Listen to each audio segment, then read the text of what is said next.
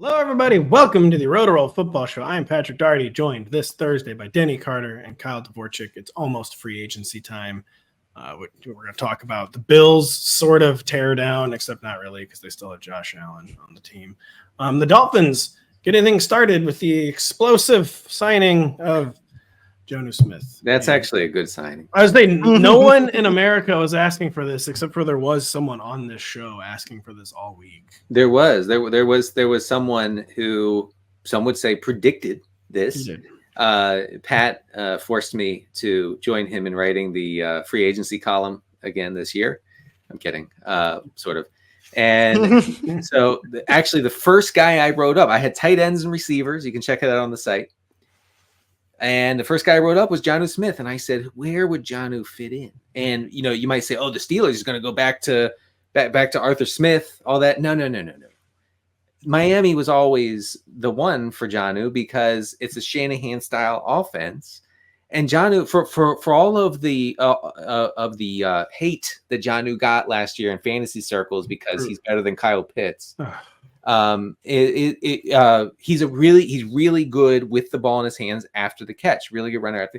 What does that remind you of? Okay, it reminds you of Kittle. It reminds you of other tight ends who have succeeded in that Shanahan type system. Mike McDaniel is going to make something out of Jonnu Smith from a fantasy standpoint. Either that, or it means that, like Bill Belichick and Arthur Smith before him, he's a fake sharp.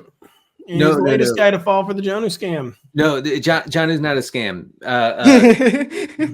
Denny's at a conference giving a talk, and the first person calls him out. And he goes, "Oh no, it's not a scam. I swear. So it's shaped like a pyramid, not for that reason. I swear."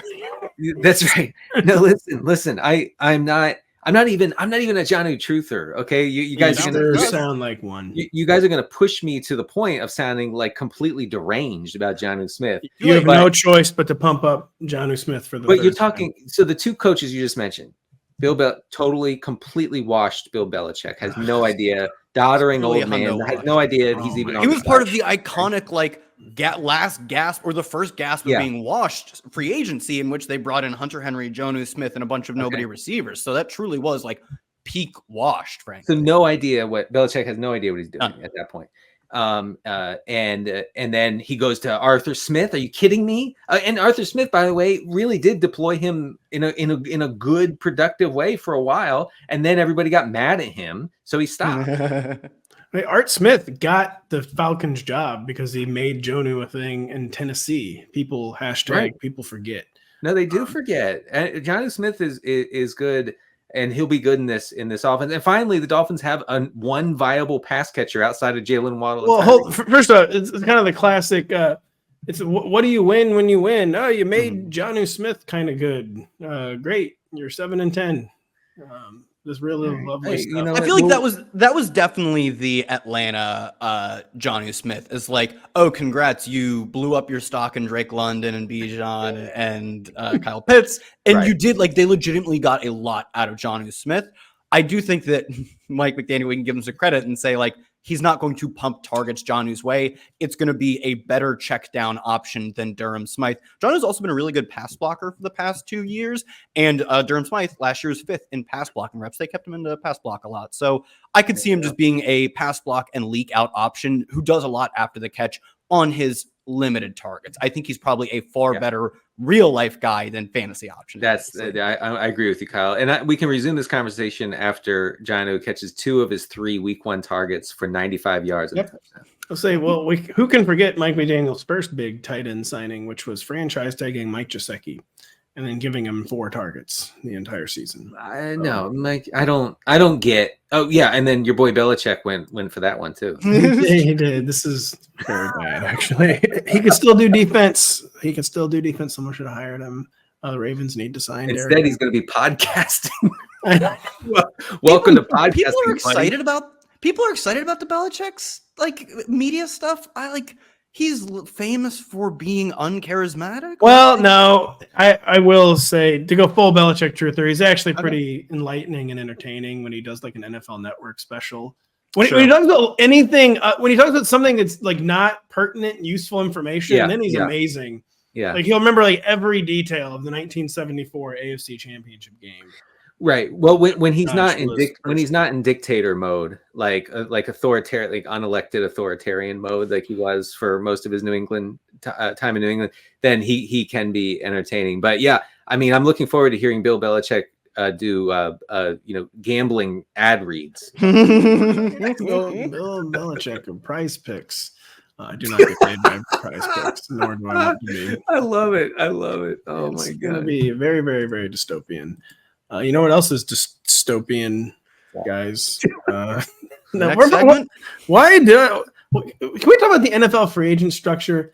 I like it because it spaces out our work, but can someone explain like why we still have the legal tampering period? When the legal tampering begins, is just when free agency begins, as everyone knows, and the official start of free agency on Wednesday afternoon, like 2/3 of the player pool has already been signed. And I just don't understand why they keep up with the facade that this is the system. I love it because it breaks up our work, but I'm not really sure like why this is the system. It makes no sense. Anyone else out there? Anyone else? Any other human being care about this but me? Well, I do think that it provides like a little bit of intrigue, the legal tampering period, because it's like stuff starts to leak out around that time. I think it's basically like maximizing the NFL's domination of headlines even in March. I do wonder if because you get like these two are rumored to be meeting. They're rumored to have a deal. They're rumored to this be the length. It actually was this length. You get to break it up into 4 news bites instead of. But they don't even do it as a rumor style anymore. Like even like teams basically tweet like, yeah, we're signing him. Yeah, they have kind of tossed out the a bit of the facade. I still think we do get like team official tweet, official details tweet. Those official details were actually a lie tweet. The guarantees were way overstated tweet. Like it breaks. But you're right. I do think the facade has even started to fall recently. Yeah. Speaking of, I already talked about this in Tuesday podcast. We're going to get so much Dalton Schultz funny money deals, though. I've never seen a faker deal than Dalton Schultz getting 3 years, $36 million. It's not. That will be the fakest deal of the entire free agent period. Right. Zero guarantee. Yeah, I know. It's really wow. It actually pre-releases him on August. I was going to say he owes them money. Actually, he has like back taxes he has to pay. Wow. Yeah. It's a 1 year deal. Actually, did Texas even have state income tax? I didn't know that. No, they don't. But would they? You know who else? You know who does have state income? You know who does have state income tax is New York, and the Bills they're what you'd call screwed, guys. They've cut everybody on the team except for Josh Allen. And does this really matter? Or are the Bills hurtling towards like a 2022 Rams style season where they could no longer outrun the salary cap? They had like 4 good players and they totally collapsed. Or does the fact that they have Josh Allen mean like the salary cap purge doesn't even really matter? You know what's funny is the Rams collapse didn't really happen until like it actually happened before they started really getting rid of a lot of their good players, because Jalen Ramsey went the year after. I believe they let like their 8 highest paid free agents all went ahead of 2023 to different places. Their 8 highest paid free agents, none of them were re-signed. Jalen Ramsey trade, they cut Bobby Wagner. Like that was when they probably were at their most vulnerable. I remember people saying their defense was going to be like easily the worst in the league. And on paper, it looked like the worst in the league heading into 2023. But I think like what they taught us the year before, and this lesson you already sort of spun towards the Bills, is that like you have good pass rush, you have a competent quarterback, and you have good receivers, things can break in your favor. They actually like had some of the pieces for that in 2022, and they just all got hurt. And it helped. I don't want to say they luck boxed into Puka, but like they clearly didn't have the highest opinions of him, or he wouldn't have gone day 3. So they got some help there. But good quarterback, really good receivers, and some good pass rushers, you can go pretty far. And the Bills are still going to have better quarterback and probably at least as good of a pass rush. So they need to figure out what's going on with Von Miller. But if they can get 2021 Von Miller back or whatever, they will have a really good pass rush. So I do think they're so resilient. Mostly it's Josh Allen, but also having Diggs, also having maybe Von Miller. We'll see. You just become really resilient to even an insane cap shedding offseason, which this is for them. I am looking forward to what I believe will be Josh Allen unleashed here, because the Kyle just said the salary cap shedding was mostly on the defensive side, right? And it was like entirely on the defensive side. Other than that, it was Deontay Hardy, Nyheim Hines, who didn't play last year. They traded some guard. They traded who was, I believe, last year a backup guard. I think it was Ryan Bates. They did cut Mitch Morse, their center. He was fine, but it's not the biggest deal. So you have you got rid of every good player on defense, and now you have Josh Allen, who is going to be forced to actually have to score points, with a leaky defense on the other. It could be great. Honestly, it could be fantastic. Just absolutely unleashed. Corking balls downfield. Hopefully we'll talk about who the Bills might sign as a downfield threat this offseason, since they're going to lose Gabe Davis. Running around like he does. I actually think it could be really fun statistically, fantasy wise, for Josh Allen. The Bills, by the way, still somehow $10 million over the cap, even after doing all that. So they were over $40 million over the cap heading into the morning of Wednesday. The Diggs contract is bad. It is. I saw our friend Eric Eager tweeting about it. You can't do anything. You're stuck, and he's in a massive decline. And there's nothing to do. You just got to stick it out. Yeah, Trayvon Diggs in shambles. After reading Eager's tweet, his brother's contract is totally untradeable. And it is. For him to be traded for 2 months. He's been begging for 2 years to get out of Buffalo. I don't think we're seeing a collapse coming to the Bills, and it might be imperceptible, almost like the common fan's eye. And it's not going to be a Rams type situation. No. I hope it's an all-in on offense situation. There's been a lot of rumors that Gabe Davis is going to be too expensive for them, and that I don't know where they might reinvest that money at receiver, because even with Dalton Kincaid being pretty solid as a rookie, I guess they need to spend more money on receiver. Man. Yeah, but I think that there are some guys who can suffice for a year, like on a short-term deal. But look, if you're a sicko doing best ball stuff right now, I'm picking up Josh Allen. I'm getting Dalton Kincaid as a PPR scam. It could be fun. Yeah, I don't know if I really knew how truly bad though the free agent wide receiver market was until I read your article. I saw it as you were scrounging. No, it's real bad. All the good ones are being kept, which isn't really a surprise. That's what happens at premium positions, especially with the franchise tag. It's kind of what it's been meant to do, I guess, or at least what teams have co-opted to do, is when a position is of high value, pretty easy to just say, hey, buddy, you're stuck on at least a 1-year deal. So that happened to T. Higgins, happened to Michael Pittman, who would have been the two obvious top options. We'll see what happens there. By the way, I reordered your article. I put them in order of importance. You had Marquise Brown down very far. Some was very far. It was very unfair where you had Marquise Brown. Very, very unfair. The lights were too bright. They're too bright for Denny. He couldn't order it correctly. We've ordered it perfectly. We're taking a quick, perfect break. We'll be right back after this. Spring training is here, so for those looking to get ahead on the upcoming MLB season, grab your Rotoworld Baseball Draft Guide. It's loaded with comprehensive positional rankings, projections, and player profiles to ensure your draft is a success. Visit NBCSports.com/draft guide and use promo code BASEBALL24 to get 10% off at checkout. Not going to mention that I can't say it. It's like you got to slow down, Pat. I really, this is what. Okay, I finally found the answer. Okay, for your success problem. I have plenty of success saying success, not right, but it's in the promo on that part. You got to hit the brakes. Just full on.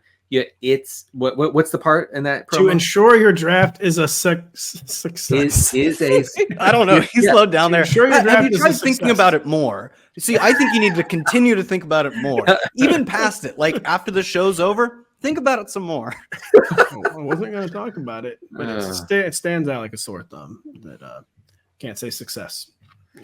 It's embarrassing. To ensure your draft is a success, folks. There we go. There you go. You just smashed the brakes there. That's good. Should, by the way, promote. We're doing a live draft next week with the likes of Mr. Eric Samulski, Matthew Poliot, myself. We'll be drafting a team. Ahmed Fareed is going to be helping us out with it. That'll be going live at some point next week, but I will be drafting a team with the Rotoworld Baseball crew That'll be really good. That draft will be going on as free agency is raging. That's Tuesday when we're taping. Free agency, quote, begins on Wednesday, but as we just outlined, it really begins on Monday when the legal tampering period kicks off. And so we're going to talk about just some fits we want to see in free agency. Denny referenced the NFL free agency primer we posted on Thursday. I talk about quarterbacks and running backs. Denny talks about wide receivers and tight ends. So it's going to be all kind of based off this article. You can find it on the site. Very detailed, really, really packed. It's several thousand words long. But yeah, we're talking about some fits. Kyle, what is a free agency fit you would like to see with this loaded running back class, less loaded receiver class? I feel like the Chiefs are probably a team. I mean, like we do anytime there's a team that isn't completely stacked with weapons and they have a good quarterback, we're like, good fit Chiefs, good fit Bills. But like, I do think there are maybe some specific fits. I do think the Chiefs have like certain roles that are very clearly filled that if you say like a 2-down grinder, don't think they need that kind of guy. I do think they should probably look into replacing the Jerick McKinnon role. Health has been an issue. Age is an issue. And not only like health last year was an issue, but he's like a guy who is known to have like extremely bad knee issues. Like I think multiple ACL tears throughout his career.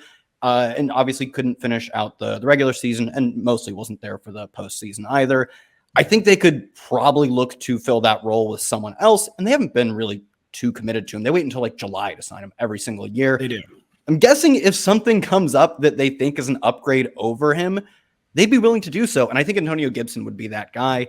I do think our days of wish casting 3-down rolls onto Gibson, despite his size, are over. And that's okay. The Chiefs don't need a 3-down back. Last year, Gibson was 21st in yards per route run. He was 11th in yards per route run the year before.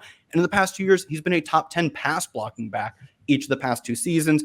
That's all they need. A guy who can pass block, who's reliable, and who can catch passes out of the backfield. If he's a dynamic pass catcher out of the backfield, that's great. Antonio Gibson, a former college wide receiver, an explosive one at that. So I do think he would fill that specific niche on the team quite well.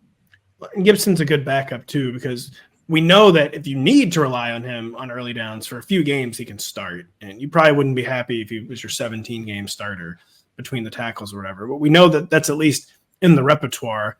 And yeah, he's a good fit for the Chiefs.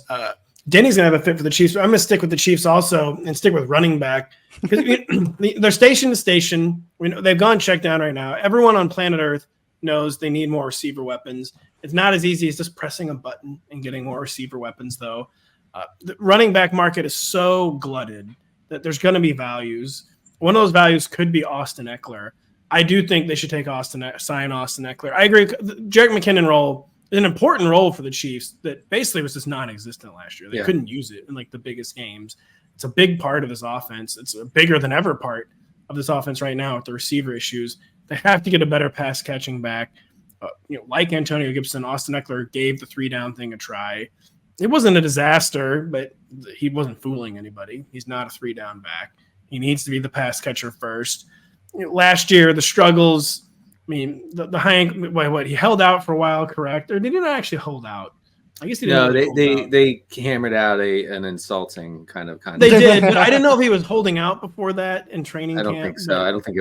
If you remember, he got permission to seek a trade at one point. I couldn't remember if he actually held out though. Anyways, he was unhappy during camp. Immediately gets injured. Just totally torpedoes the season. Yeah, he's still graded out totally fine as a pass catcher though, and I mean, even if he's in his decline phase, which he very easily could be, I think he's a mammoth upgrade over Jerick McKinnon. And there's just so many guys out there. There's a lot of 3-down-ish type guys out there that I sort of feel like Austin Ekeler can't even be that expensive. And I think it would be a good place for the Chiefs to invest some money as they try to add weapons to this offense. I mean, yeah. I mean, what are we talking about? The vet minimum? No, he could probably get, I bet, he'll get at least $3 or $4 million guaranteed. I bet, actually. He get that last year? He did. Yeah, he did. He made that last year. They couldn't get an extension. Kyle, what do you think? I think he get $3 or $4 million guaranteed still. That might be on the low side. For a 1-year deal, he could maybe get $6 or $7 million guaranteed, actually. Yeah, I don't know. I mean, it's tough to know how teams value a like very obvious name brand of like elite producer in like 2022 and 2021 but like I wouldn't say he was in decline last year. Like he was in the death throes as a runner. Like he was one of the least efficient. He was hurt. He had a high ankle sprain though. I mean that'll put a season in its death throes pretty quickly. The year before that too, he wasn't super efficient as a runner. He scored a bunch of touchdowns and was still a really strong pass catcher. But we saw him go from in 2022 being maybe the best pass catcher in the league at the running back position, if not top 2 kind of at worst, to last year just being good. Like I think Pat, you pointed this out, and I was actually defending Ekeler at this point, but late in the season last year, you were like, where are the 10 target games? Where are the 8 target games? Not that we have that expectation for many players or even Ekeler on a normal day, but they were like, without Keenan Allen, without Mike Williams, Quentin Johnston was obviously doing nothing. We're like, they need a body. And a year before that, he was actually that guy. They also lost a bunch of wide receiver games, and he was that guy where even though like say what you will about a team making targets of a 2-8 running back, like the focal point of their offense, the ability to earn those is a really strong skill in terms of a feather in Eckler's cap. And he kind of lost that last year too, to where he was just a good pass catching running back. Just to put some numbers to it, Ekeler, after regularly being in like the top 3 in yards per route run among running backs for years and years, was 18th last year. It's not as bad as I thought it would be. No, he's still a good pass catching running back. No doubt about that. But I don't know if he's forcing the issue of like, we want to design a bunch of touches for Austin Ekeler through the air at this point. It could go up for a variety of reasons in 2024, one of which being he will hopefully not have a high ankle sprain.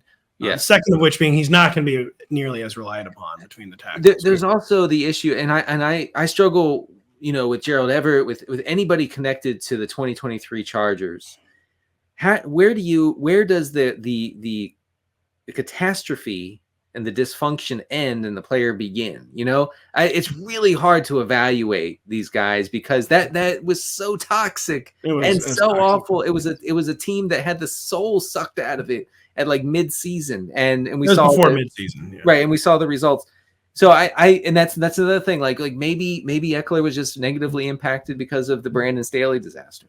Well, Ekeler, the high ankle sprain was like week 2 or something. Like well, the sprain is different, but I'm just talking about like having Easton Stick in there for like 6 games or something like that. That's really it's hard. It's hard to get a gauge on how good or bad these guys were. Well, we're getting.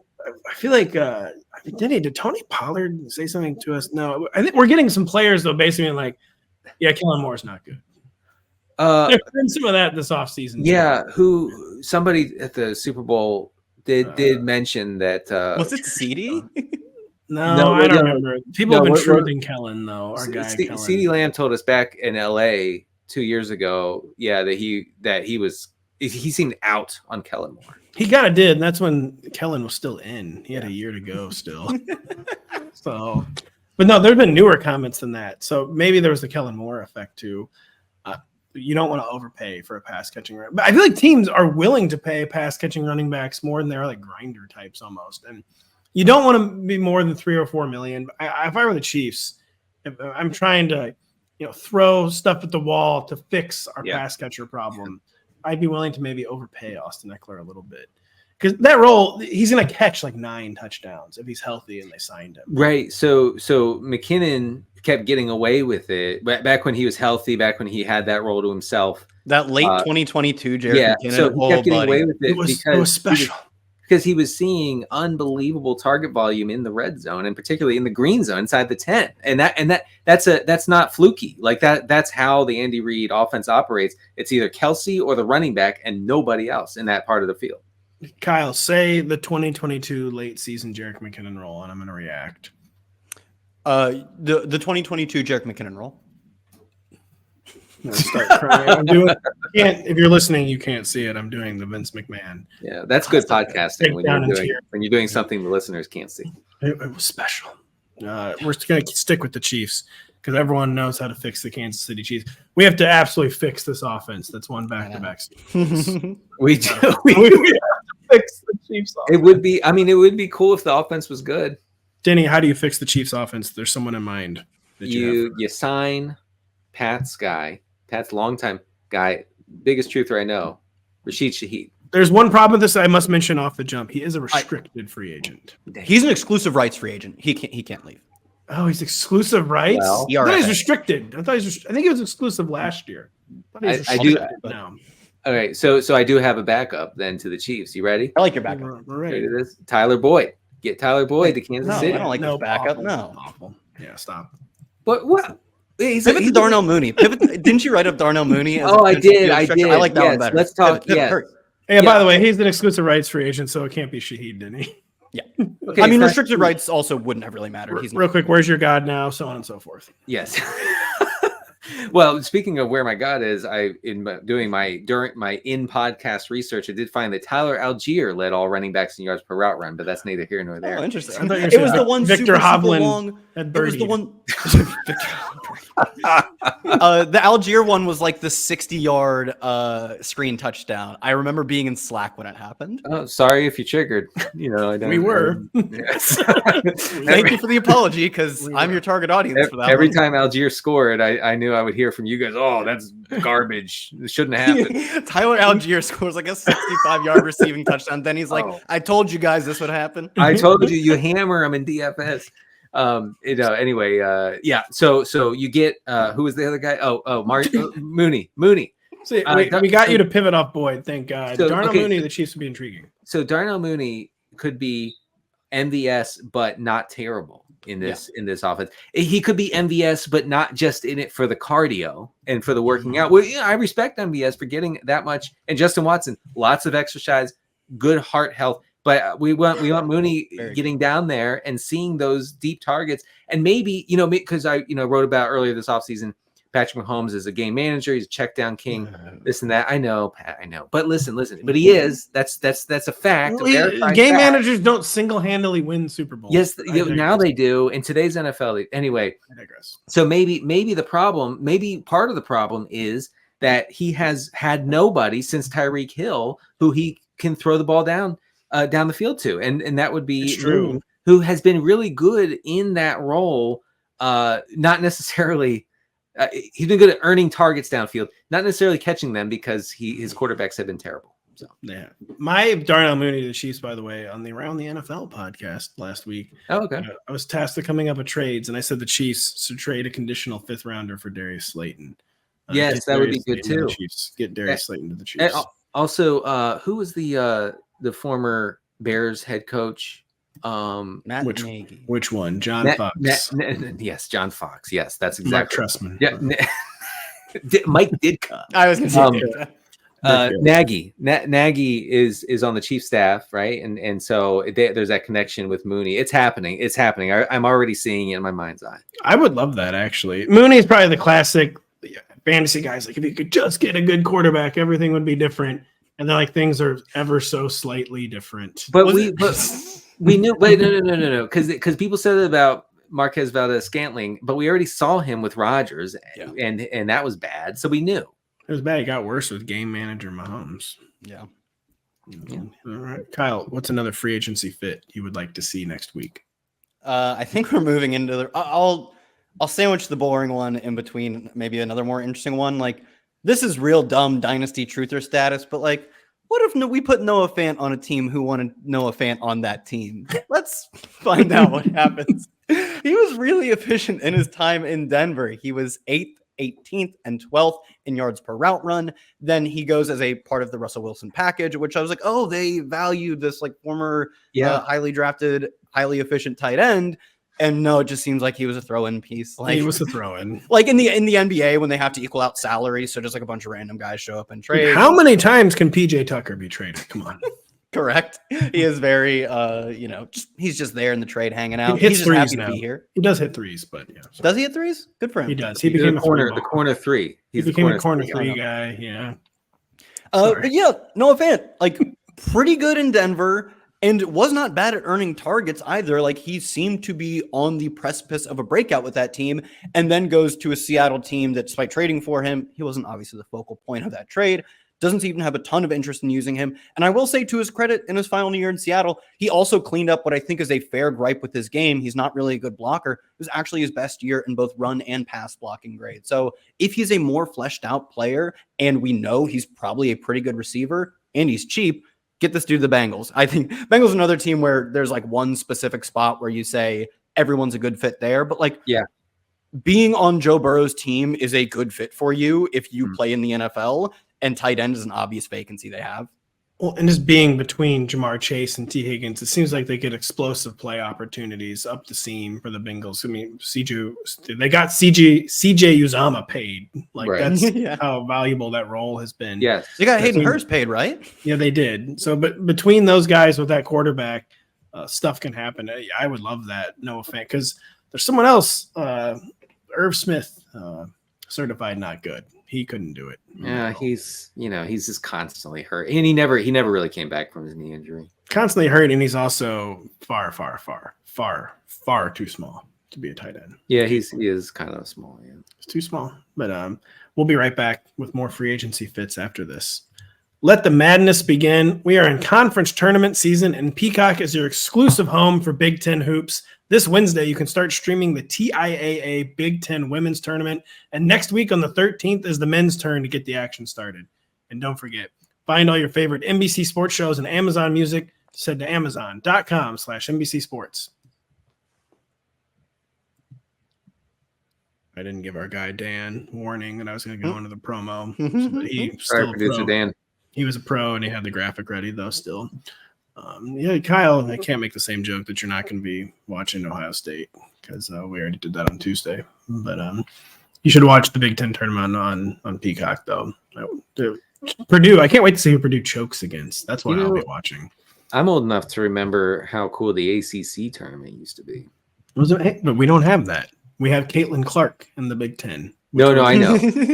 But I'm talking about when Maryland was in the ACC. Yeah, it was cool. I was very much into that. Well, the conference tournaments are going to slowly get destroyed as conferences disappear as a concept. But before they do, watch it on Peacock. No, it's true. It's going to be really good this year. Denny, what's a free agency fit you want to see after we fixed the Kansas City Chiefs? Yeah, well, I have a competing bid for the Bengals tight end spot, which is Gerald Everett. And I guess I'm – I said I'm not a Jonnu Smith truther. I actually am a Gerald Everett truther because I think he's a pretty cool receiver, tight end hybrid. He has no interest in blocking, which I admire in that respect. Okay, mad respect. And by the way, Kyle's guy, Noah Fant, is all into blocking and whatnot. So I don't know. I'm just saying one guy wants to run routes, the other guy is okay with blocking. I wrote up Everett year after year after year. He measures really well in the explosive metrics like yards after the catch per reception, things of that nature. So I think that he would fit really well in the super pass heavy Cincinnati offense, and could be so good from an efficiency standpoint because nobody's going to be paying attention to Gerald Everett when you have T. Higgins and Jamar Chase on the outside. The only problem with Gerald Everett is when you watch him. I know, and so the key is you don't watch. You just draft him on your office team, and you plug him in, and you come back on Monday morning. I 8 catches for 75 yards and a touchdown. That's cool, but you didn't see that he fumbled twice at the goal. Exactly. That was I had that joke queued up. I was like, 2 fumbles. That's only worth -2 points. I'll take that. No, 2 fumbles as he reached in. The out of the back fumbles for a touchback. Yeah. Wow, he became the first player in NFL history to touchback fumble twice. Right, his EPA in the game was -42. But the Bengals should sign him though. They will sign a tight end. I feel like that's their MO. They love free agent tight ends. I know. So Everett is good. Me and Ian Hartitz see eye to eye on Gerald Everett. We need to get our guy to a viable offense because boy, oh boy, he was not in one last year. Well, I mean, Gerald Everett just gets a quarterback, and look at who's Justin Herbert. I feel like this guy's a quarterback. For some reason, they didn't let him run a full complement of routes. That's because he ruins every single game when he does that. according, that's your opinion, man. It actually is just my opinion, man. And my opinion, man, is that the Philadelphia Eagles should sign Saquon Barkley. It's the same rant I've had with the Ravens, where the Eagles want to be balanced. They want to be able to rely on their run game, and they need to be able to rely on the run. They had several times in 2021 and 2022 where the pass game just wasn't quite firing for some reason. And then they would ride the run game either for a half or sometimes a game or two at a time. And it always allowed them to kind of recalibrate.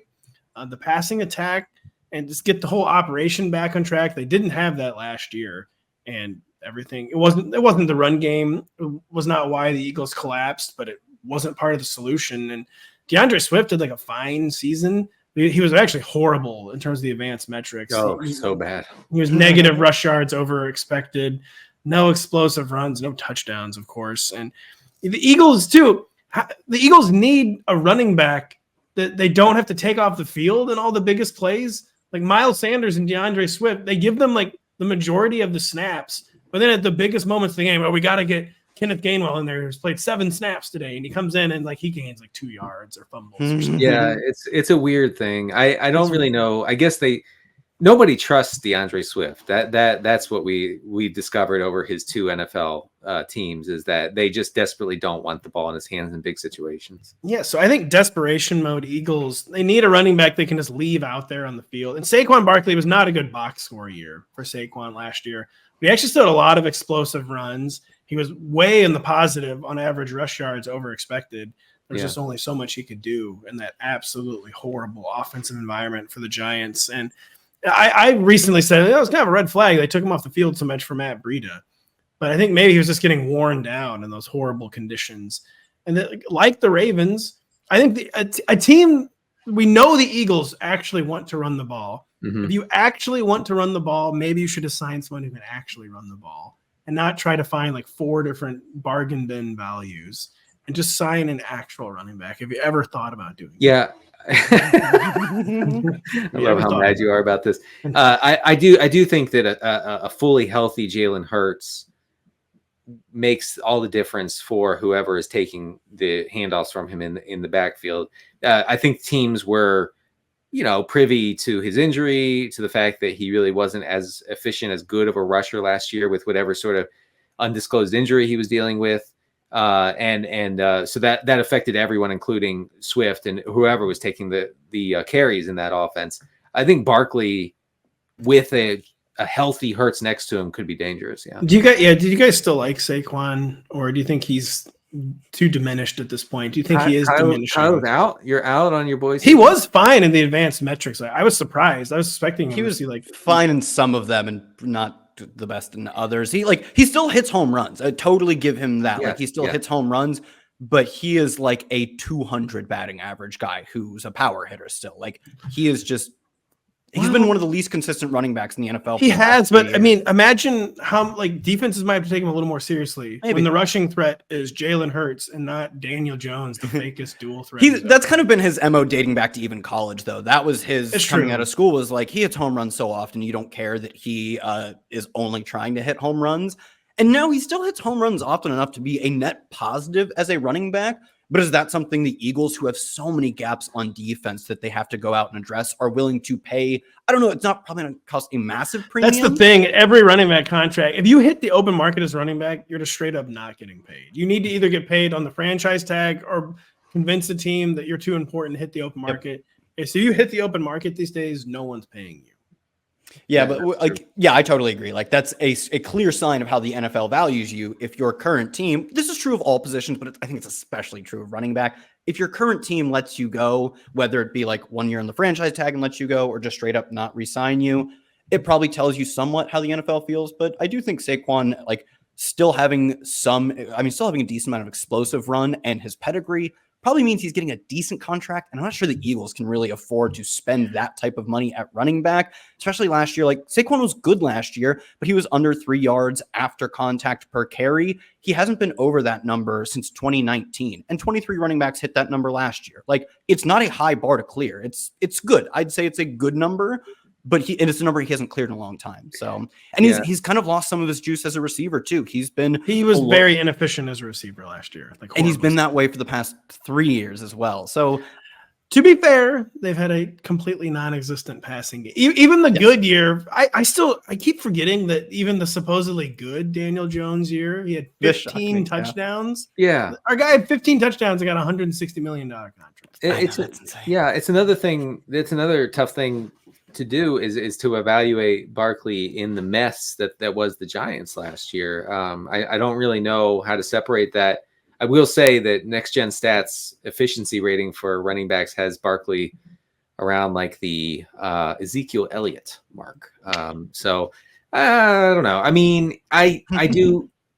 I think that if he signed with a team like the Eagles, he would be overdrafted in fantasy because the excitement would be there. I agree with the point Kyle made that if there actually is a market for Saquon Barkley, then the Eagles should not sign him. If the market doesn't really develop, then I think he's a great fit for the Eagles. If there's a market, the Eagles can't be investing in Saquon I understand the Eagles needing to add running back talent. I don't think that's like a big disagreement. Same with like the Ravens. They need running back talent. It's just when you're a team with holes, Eagles are truly a team with holes on the defensive side of the ball. You have to be really price conscious at running back, especially with a guy who's got a lot of tread on his tires, a long injury history. And though you should blame his team for some of the inefficiency over the past few years. It's never his fault. Not his fault. I mean, you're right, Pat, that I think it's especially true for Saquon. Like, really tough to be a consistent producer on that version of unlike any version of the Giants team that he's almost ever been on, frankly. Yes. But like, when we try to isolate his numbers, they're so-so. They're not bad. They're just not great. I will say, if he signs with the Eagles, which I actually think does make sense, I'm joining the Fish, and I am playing Barkley in both games against the Giants this year. I don't care. You know what I needed to look up? If Saquon Barkley's had one or two big games ever against the Eagles, they're signing him. Oh, like 100. Even Howie Roseman. Like, yeah. He had a big game against us. Yeah, this is a good line. No Who choice. has more touchdowns in this shared matchup? Like Boston Scott, who isn't it the Giants he scores on every time? It is. Or Saquon Barkley, who's obviously just incredible. By the way, Barkley, it's Scott. What is the deal with Howie Roseman, by the way? Because when they got to the Super Bowl last year, all the talk, understandably so, is this is such a good overall roster. Like 153. This is and this is one of the worst defenses we've ever seen in our life. And like this happens to Howie Roseman constantly. It does. I don't understand the rise and fall of the Howie Roseman roster. It happens like so quickly. No, we'll read that book. I mean, one thing that is rising is Howie's physique. I mean, my guy got ripped last year. What? That's disturbing. No, yeah, Howie Roseman is like jacked through the roof. It's unreal. We need someone to get on TV and just tell every man you don't have to get ripped. It's totally fine. You can be normal and not ripped. There's absolutely no reason if you're a 45-year-old football executive to get ripped. You don't need to do it. To have a 12-pack somehow. It's just not necessary. Yeah. Howie Roseman has an 18-pack. He looks like Metcalf. Yeah. When did that happen? When did that happen? Kyle, what is another fit that you want to see? Who have we done? No, Denny. No, have everyone done two? I don't know. I was gonna say you were like, hey, what about this random stat? And I was like, I can find that random stat, and I won't stop until I do. Saquon scored 3 touchdowns against the Giants last year, or against the Eagles last year. It's over. He's on the Eagles then. At around 3 yards a carry. So it doesn't matter. All they remember is the touchdown. I know they probably do just remember the touchdowns. This guy was in the end zone. Every time I looked up, Saquon's in the end zone against That's how Dalvin Cook ended up on the Jets. He scored a touchdown against the Packers when Aaron Rodgers was playing. Every time I looked up, I saw this guy celebrating in the end zone. It pissed me off then. Right. I love it. And then I thought, this is a guy I want on my team. This guy scored 2 touchdowns against us in 2017. I got to get him on our team. Oh, there's probably some pretty big recency bias with this too, because he played Philly in week 16 and 18. They played him twice in the final 2 weeks. Man. This guy's already on there. I'm gonna hopefully Fanatics can make my Eagles Barkley jersey too soon. we need the jersey. We need the jersey. Kyle, what's a third fit that you need to see in free agency next week? Oh, this one. Somehow I framed this as the more exciting one when I talked about Noah Fant. Zach Moss, as Denny and I both know, was good last year. I was wondering between Noah Fant and Zach Moss, which one you were going to claim was exciting. By the way, you remember Zach Moss? The moment he got to start was immediately the best DFS play of the season. Of course, that immediately reversed later in the season when he busted the goal line like 5 times.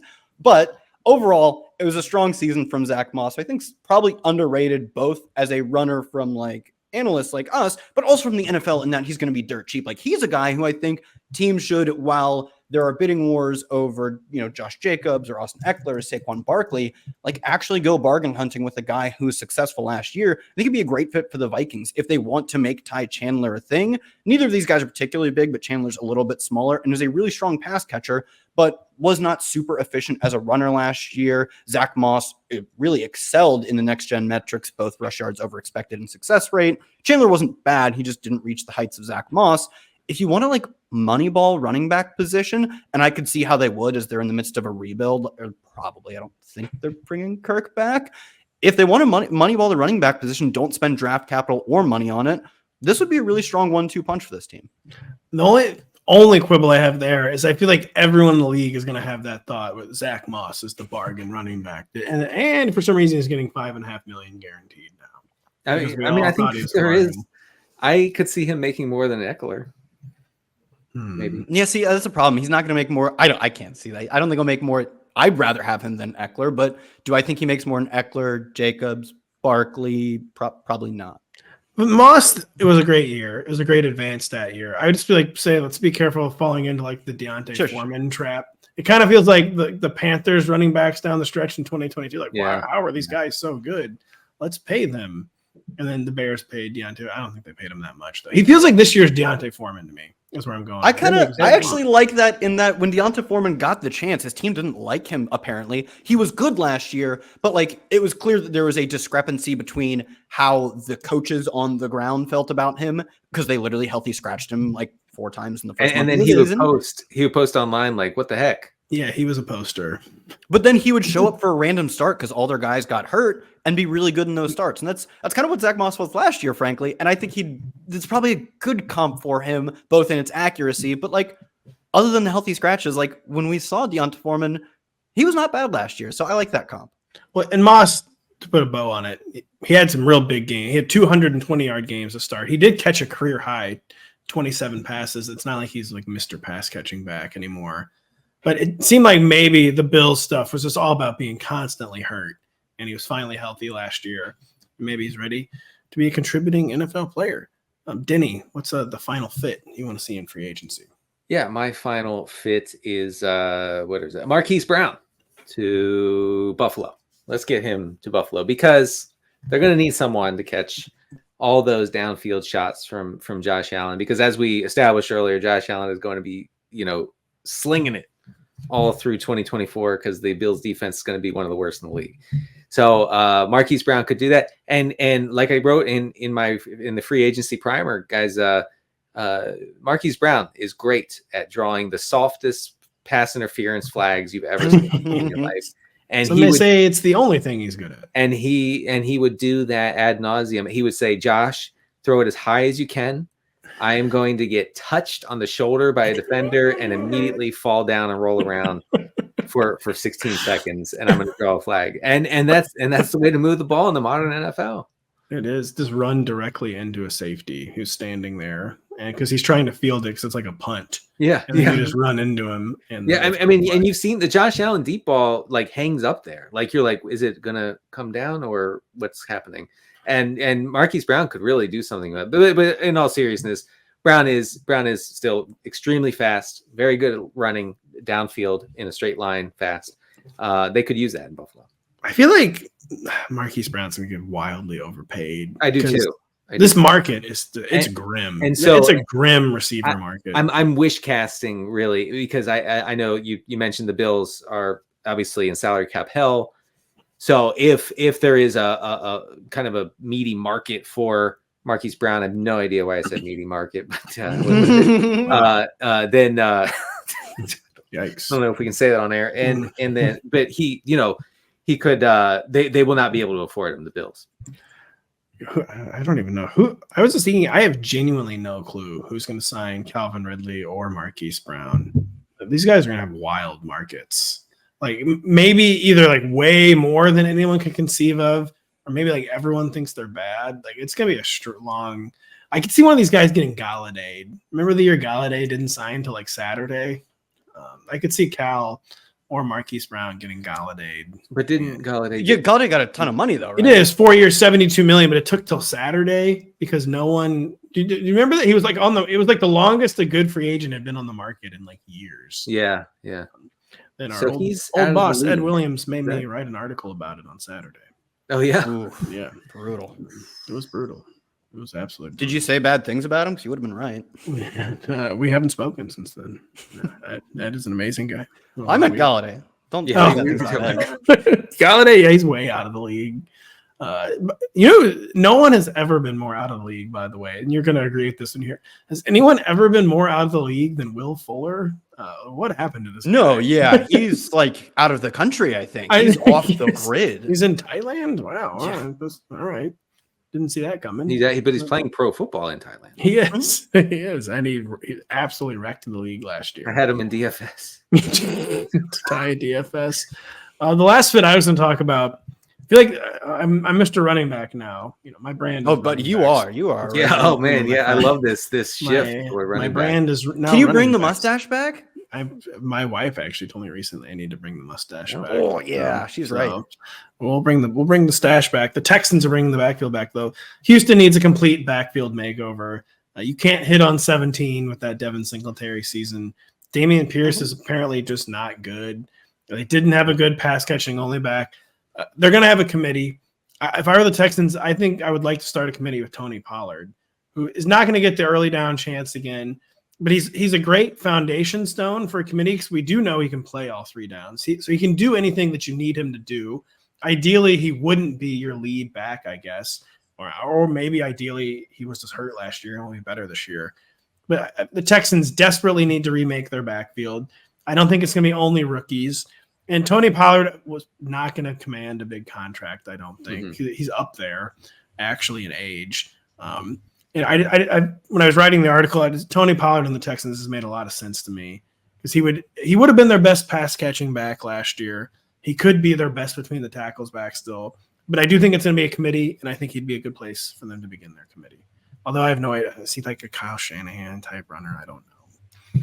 No, I do think actually I like the idea of I said like if you're trying to moneyball your backfield, if you can get Tony Pollard at a discount, I think the upside of him. He was just hurt last year. Like he was still not fully recovered last year. And we saw his numbers improve. They didn't get to like peak 2022 Tony Pollard, but they definitely improved over the second half of the season.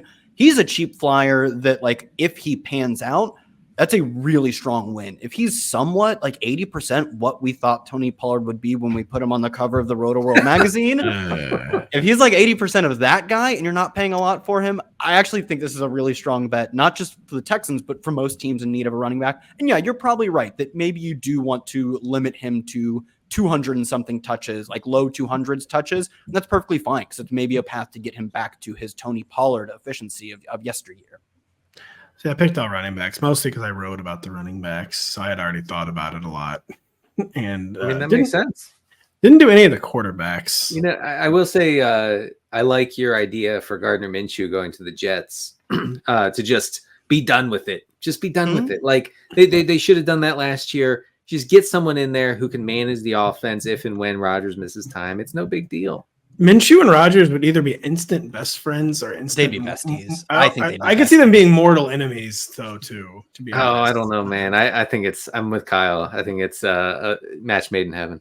He's not going to like someone else who's good at getting attention.